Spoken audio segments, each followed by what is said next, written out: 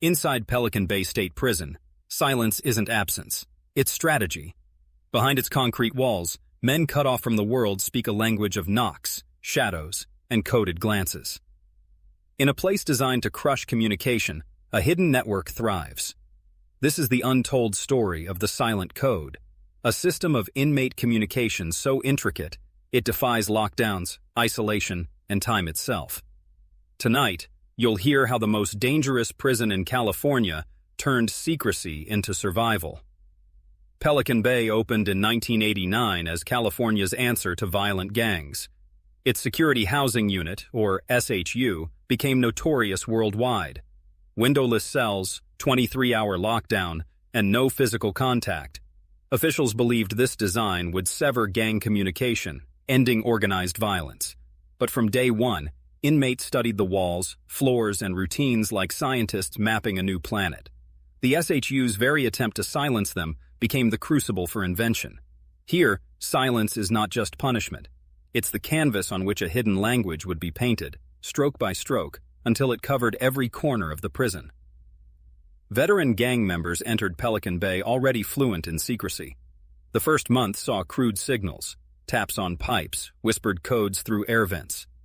By the early 1990s, these improvisations fused into a system inmates simply called the program. Authorities labeled it gang activity, but among prisoners, it was survival. Each tap, each pause between taps, carried meaning, orders, warnings, even condolences. When guards discovered a code, inmates modified it overnight. Over time, the Silent Code became less a tactic than a culture, passed like an heirloom to new arrivals, invisible to outsiders, but binding men who might never touch hands again.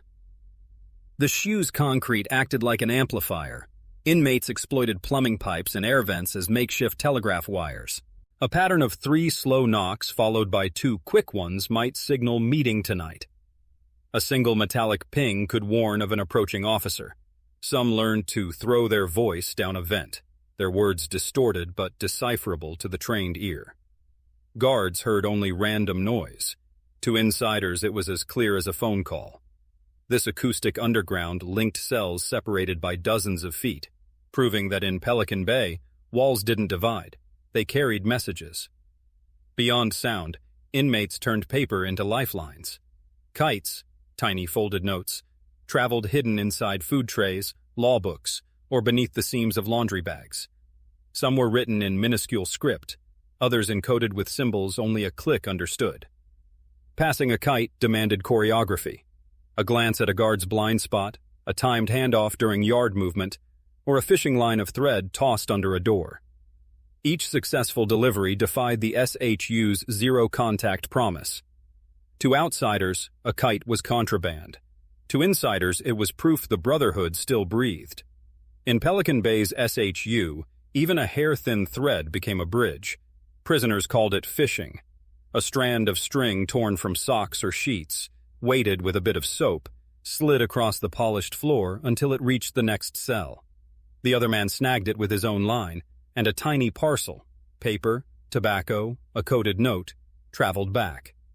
This delicate ritual demanded patience, timing, and trust. A mistimed pull or a dropped weight could draw a guard's eye and end the exchange. Yet, cell by cell, these invisible highways of string created a supply chain that bypassed the state's most impenetrable walls. Even the exercise yard, designed for isolation, became a stage for silent expression. Each prisoner paced his small cage like a metronome. A raised eyebrow, a tug at a sleeve, a deliberate turn of the back, all carried meaning. Some learned to write letters on their thighs with a finger, large enough for a man in the next cage to read.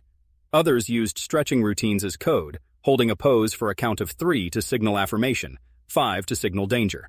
Guards saw only restless bodies. Insiders read a moving text scrolling across the yard. In silence, a full conversation unfolded under open sky. Where paper could be seized and voices silenced, skin became the ultimate archive. Tattoos at Pelican Bay were not decoration, but dispatch.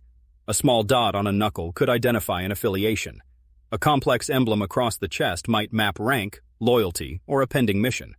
Some designs included subtle alterations, an extra tear, a missing line, that carried a specific message understood only by a circle of men. Even after years in isolation, a glance at a fellow prisoner's ink could reveal history, alliances, and warnings without a single spoken word. In a world where possessions vanish, the body itself became a living, encrypted manuscript. Not all communications stayed inside the walls. Inmates exploited the one corridor the prison could not fully seal: correspondence with lawyers and courts. Under legal mail protections, letters were supposed to remain confidential. Some prisoners used this channel to slip coded updates to allies outside, who in turn relayed information back in disguised as legal documents.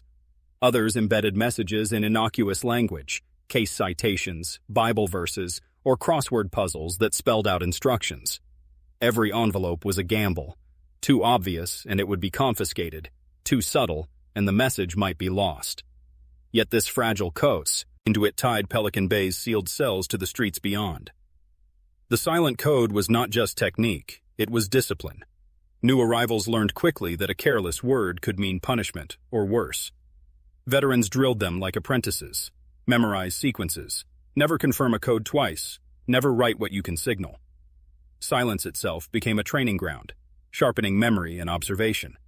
Guards often underestimated how much practice went into a single exchanged phrase. This discipline bred patience, loyalty, and an almost monastic focus. In Pelican Bay's SHU, communication was not casual talk, but a high-risk craft. To survive, one had to master both the message and the art of keeping it invisible.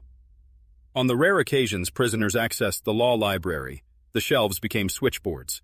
Margins of books bore faint pencil marks, dots under certain letters, words circled in patterns. One man would check out a volume, add his marks, and return it. Days later, another would read the same book and decode the message. Legal texts, case digests, even old encyclopedias served as neutral ground. Guards saw only men studying appeals. Insiders saw an invisible correspondence spanning weeks. In a place where seconds of contact mattered, books allowed time to stretch and messages to move silently, protected by the appearance of legal research. Movement between prisons was rare but vital. When an inmate was transferred out of Pelican Bay, he became a courier, carrying memorized instructions, coded phrases, or mental maps of alliances to another facility. No paper, no contraband, just memory. Some practiced for weeks to retain a sequence of numbers or initials without error. Upon arrival, they would pass the information orally or embed it into a drawing. In this way, the silent code extended far beyond the SHU, knitting California's prison system into an unseen network. Sea of messages. Each bus run was a data drop, each shackled passenger a living hard drive. In a sound-starved environment, every noise was potential ink. Prisoners learned to compose symphonies out of the mundane. A mop handle against a wall meant one thing, the rattle of a door hinge another. Even coughing or sneezing could be coded. A coordinated flush at a certain hour could signal the start of a hunger strike. Guards thought they heard random chaos. The initiated heard a rhythm as precise as Morse code. This auditory camouflage allowed messages to travel under the cover of daily routine, hiding signal in plain noise like guerrilla radio broadcasting inside a fortress. Deprived of normal tools, inmates turned art into ciphers. A simple drawing of a bird could contain dozens of embedded meanings. The direction of the beak, the number of tail feathers, a faint dot pattern in the sky. These sketches moved through legitimate channels, legal mail, art therapy programs, or family visits, appearing harmless to staff. Yet to the trained eye, they carried detailed instructions or status updates. Some men became celebrated prison artists outside while simultaneously functioning as code makers inside. In a world where words were suspect, an image became a layered message. One picture, two audiences, infinite risk. By the 2000s, a new tool crept into even Pelican Bay's tightest blocks: contraband cell phones. Smuggled in by corrupt staff or visitors, they opened a new dimension of the silent code. Texts, social media posts, and covert calls allowed instantaneous contact with the outside. But these devices also brought danger: GPS pings, intercepted calls, and digital trails. Veteran inmates adapted by blending old and new. A coded paper kite might carry a phone number disguised as a legal citation. A vent tap could confirm a call had gone through. Technology didn't end the silent code. It mutated it into a hybrid of ancient signals and modern hacks. No code wall. RKS without trust. In Pelican Bay, sharing a signal was a test of loyalty. A false message could expose a man to discipline or death. Before a newcomer was allowed into deeper layers of the silent code, he was observed, tested, and given harmless tasks to prove discretion. Trust was built slowly, like stacking pebbles. One slip, and the entire structure could collapse. These rituals transformed communication from a mere exchange of data into a bond of survival.